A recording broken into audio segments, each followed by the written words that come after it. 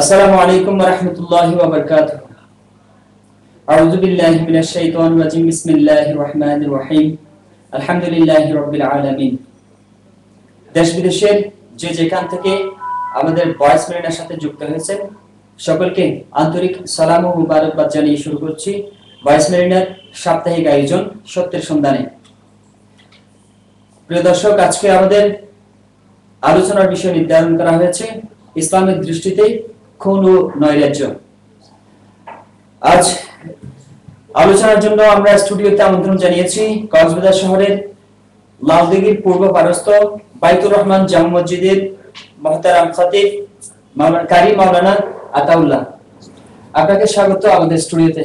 ভালো আছেন আপনি? মুহতারাম, আমরা সম্প্রতি একটা বিষয় লক্ষ্য করলাম যে আমাদের দেশে যে এই যে রাজনীতির যে হানাহানির মাঝখানে যে খুন আর নৈরাজ্য খুবই বেড়ে গিয়েছে, যে আমরা যেখানে প্রতিদিনই দেখছি জ্বালাও পোড়াও ভাঙচুর, মানুষের জানের নিরাপত্তা নেই, মালের নিরাপত্তা নেই। এই যে খুন, এই যে নৈরাজ্য, ইসলামে এই বিষয়গুলোর প্রতি কিভাবে বিধিনিষেধ করে দিয়েছেন আপনি যদি আমাদের দর্শকদের উদ্দেশ্যে একটু বলতেন।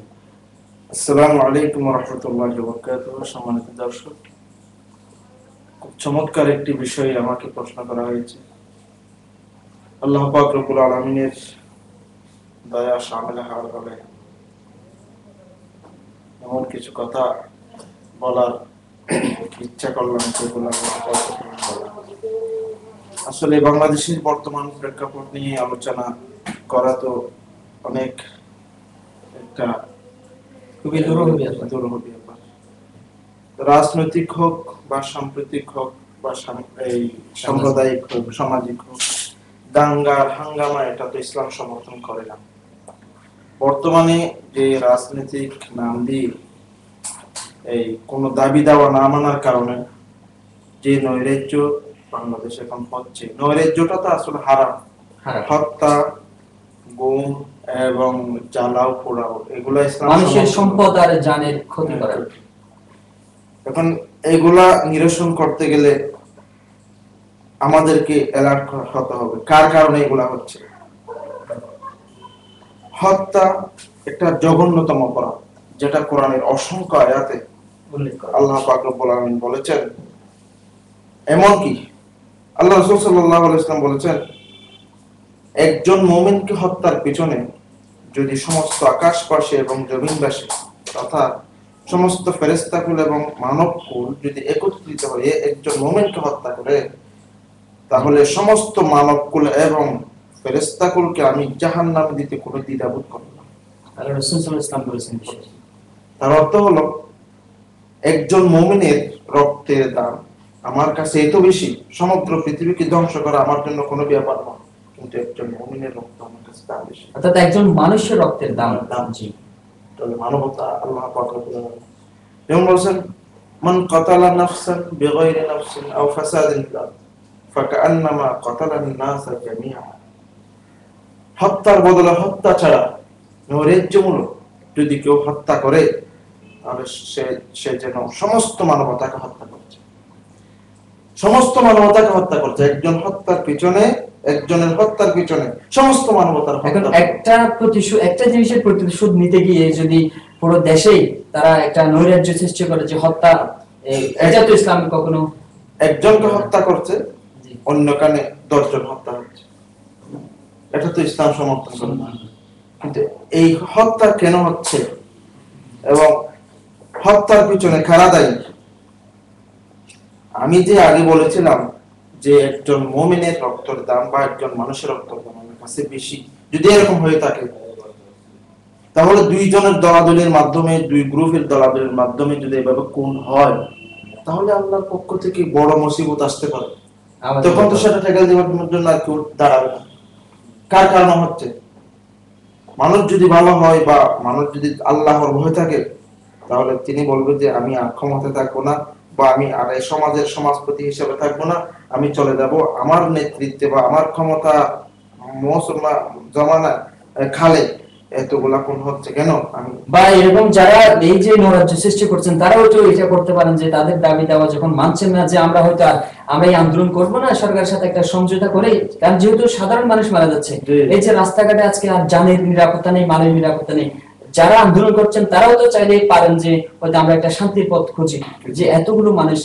আচ্ছা, এই যে নৈরাজ্য, যে মানুষের পরের হক, ইসলামের কিন্তু পরের হক বিষয়টি খুবই সিরিয়াসলি দেখা হয়েছে।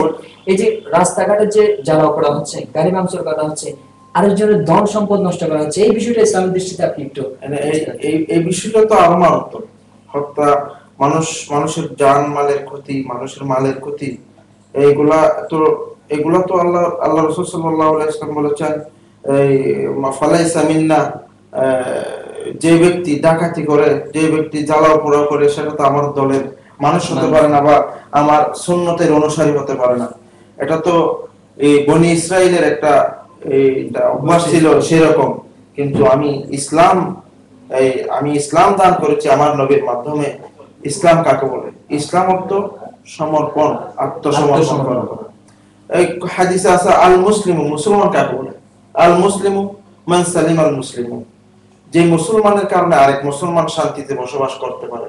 মিন লিসানিহি ওয়া ইয়াদিহি, একজনের হাত দ্বারা আরেকজন জাতি আঘাতপ্রাপ্ত না হয়, মুখ দ্বারা যাতে আঘাতপ্রাপ্ত না হয়, তাকে বলা হয় মুসলমান। এখন আমরা যে কাজটা আমরা বেছে নিয়েছি, অবশ্যই আমি যে করছি সেটাও অন্যজনের মাধ্যমে আমি করছি, বা অন্যজনের শাসনের কারণে আমি করছি। কার অপরাধ কতটুকু সেই ব্যক্তি তারা যদি চিন্তা ভাবনা করে, তাহলে অবশ্যই সেটা সমাধান হতে পারে।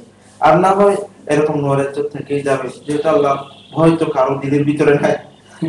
কিন্তু এই যে এখানে এই যে খুনের যে একটা কিয়ামতের মাঠে, দুনিয়াতে তো শাস্তি আছেই, কিয়ামতের মাঠে যে শাস্তি রয়েছেন, এই বিষয়টা একটু। কিয়ামতের ময়দানে একজন হত্যাকারী, এমন হাদিস শরীফে আছে, একজন হত্যাকারীর নফল ইবাদত, ফরজ ইবাদত, কোন ইবাদত আল্লাহ পাক কবুল করবেন না। এমন বলছে যে আমার মুমিনের উপর কেউ যদি লোহার অস্ত্র দিয়ে ইশারাও করে, আমার মুসলমান বান্দার উপর কোন ব্যক্তি যদি লোহার অস্ত্র দিয়ে ইশারাও করে, সমস্ত ফেরেশতাকুল তার উপর অভিসম্পাত করে, অভিশাপ। মহতারাম, আরেকটা বিষয় আমরা গত কয়েকদিন আগে দেখলাম যে আমাদের পার্শ্ববর্তী শহরের উপকণ্ঠ খুরুশকুলে কিছু যে অবরোধ সমর্থক বা জাইবিলি হরতাল সমর্থক, তারা কিছু হিন্দুদের যে দোকানপাট ভাঙচুর করেছে। আমরা যতটুকু জানি ইসলামে এরকমও বলা আছে যে একজন হিন্দু সে উপাসনা করবে, মুসলমান যদি বেশি হয় তাকে উপাসনা, তাকে হেফাজতে রেখে, যে তাকে চারিদিকে নিরাপত্তা দিয়ে সে পূজা করবে, এরকমই তাকে দিতে হবে। কিন্তু এই যে এই বিষয়টা আপনি কেমন মূল্যায়ন করছেন? যারা করছে তারা অবশ্যই জানে না আল্লাহ রাসূল সাল্লাল্লাহু আলাইহি ওয়াসাল্লাম তিনি দিয়েছেন একমাত্র সংখ্যালঘুর অধিকার। সংখ্যালঘুর অধিকার বলতে আল্লাহ রাসূল এমন বলেছেন, কোন এক দেশে বা কোন এক এলাকায় সংখ্যালঘু অমুসলিম, তাদের উপর যদি কোনো কাজ চাপাইয়ে দেওয়া হয়, তাদের উপর যদি নির্যাতন করা হয়, তাদের উপর যদি নিপীড়ন করা হয়, আল্লাহ রাসূল বলেছেন কাল কিয়ামতের ময়দানে আমি ওই অমুসলিমদের পক্ষ হয়ে মুসলমানের জন্য আমি বিচার দায়ের করব। আল্লাহর কাছে সেটা তিনি নালিশ করবেন, আল্লাহ রাসূল নালিশ করবেন। তাহলে সংখ্যালঘুর অধিকার সম্পূর্ণভাবে দিয়েছেন হুজুর পাক সাল্লাল্লাহু আলাইহি ওয়াসাল্লাম। এমনকি একদিন আল্লাহ রাসূল সাল্লাল্লাহু আলাইহি ওয়াসাল্লাম রাস্তার ধারে বসা, একটি জানাজা আসতেছে। জানাজা আসার সাথে সাথে আল্লাহ রাসূল দাঁড়িয়ে গেলেন।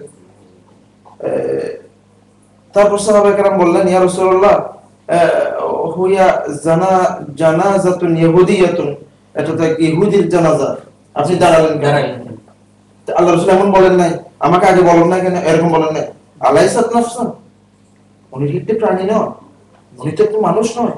আর সেই মানুষের একটা শেষ বিদায়ী আমি আল্লাহর নবী হয়ে একটু দাঁড়াবো না? আমার সেই মানবতাটি আমার নাই? অবশ্যই আল্লাহ রাসূলের এই মানবতা। হযরত ওমর রাদিয়াল্লাহু তাআলার একটা জীবনীতে একটা ঘটনা ঘটেছিল এরকম, যে তিনি কোন একটা জায়গায় নামাজে গিয়েছিলেন, যে খ্রিস্টানরা বলছে আপনি আমাদের পেগুড়ায় বা নামাজ পড়েন, আমাদের গির্জায়। হযরত ওমর রাদিয়াল্লাহু তাআলা বললেন যে না, আমি যদি নামাজ পড়ি তাহলে আমার পরবর্তীতে মুসলমানরা তোমাদের গির্জাগুলো মসজিদ বলে বলে দখল করে ফেলবে, তখন কিন্তু হযরত উমর রাদিয়াল্লাহু তাআলা ওটি হেফাজতে রেখেছিলেন। হ্যাঁ অবশ্যই, এটা তো হেফাজত অবশ্যই রাখতে হবে। আমরা সংখ্যাগরিষ্ঠ মুসলমান দেশে সংখ্যালঘুদের উপাসনালয় এবং সমস্ত ব্যবসা বাণিজ্য সবগুলো হেফাজত রাখার দায়িত্ব মুসলমানদের উপর অর্পিত।